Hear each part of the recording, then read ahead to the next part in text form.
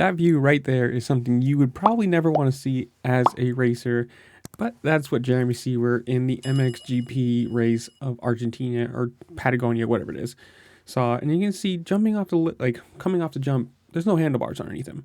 So I mean, good job for him too to get right up, run right over to the bike, pick it up, and go.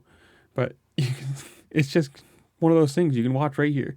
Comes off the lip, and who knows if it hits a false neutral or something, but the front of that bike is just nose diving from the beginning of that jump. He goes off, and it's just all down. I mean, good job for him. 1, to not get super injured on that fall. 2, not get hit by the bike.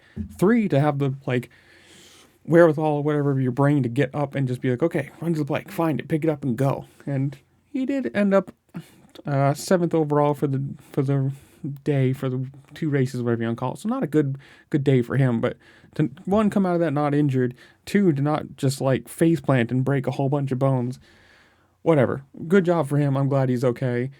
And in the comments below, you tell me, do you watch MXGP? Do you have a favorite rider? Are you rooting for Hurlings to come back and get his, another title? Or maybe you're rooting for Jeremy Seewer as I am because, Blue Crew stuff. But in the comments below, you tell me.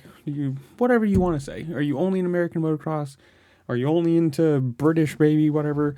Or you only watched a few rounds of MXGP because it's kind of not your thing?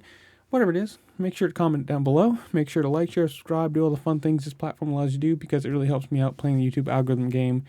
And with that, I will see y'all later. Peace.